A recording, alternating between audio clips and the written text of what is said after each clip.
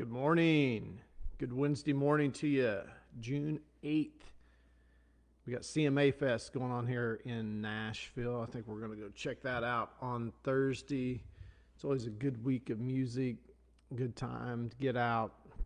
It's like the weather's going to be good on Thursday. So, man, I got something for you this morning. So I was talking about, how big of a deal 1% versus zero could be earlier in the week.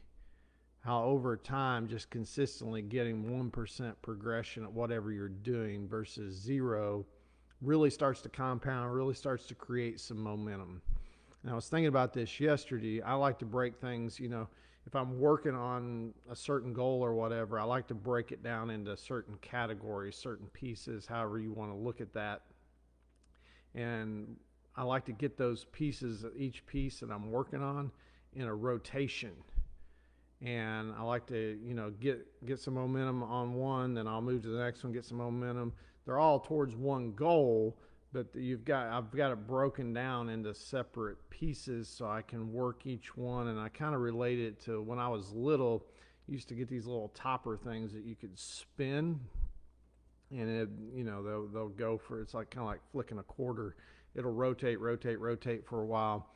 But what happens is, with those little tops or whatever it is, if you don't continue to spin it, it's going to stop. Or kind of like a basketball, if you've got it up on your hand and you're spin it on your finger, if you leave it alone for too long and don't give it some extra effort, then it quits spinning and you have to start the process all over again. And I was thinking about it.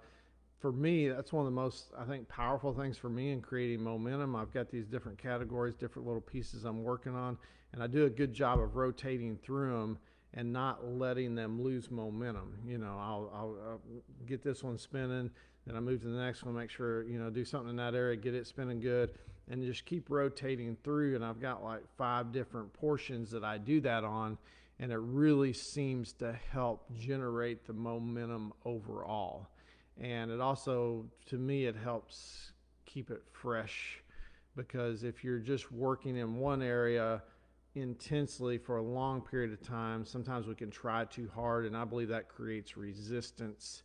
So I like to get that, get that basketball spinning a little bit on that one, then I go to the next one, get that one spinning, kind of like these jugglers or whatever, you see them do the plates and stuff, where they get all these plates going at one time and they got to keep them spinning. So it's just something to think about today. Are you rotating? If you got a project that you're working on, do you just spend all your time in one area of that project and want to get it? Cause some people just want to get that complete and then go to the next. And sometimes you have to do that with stuff.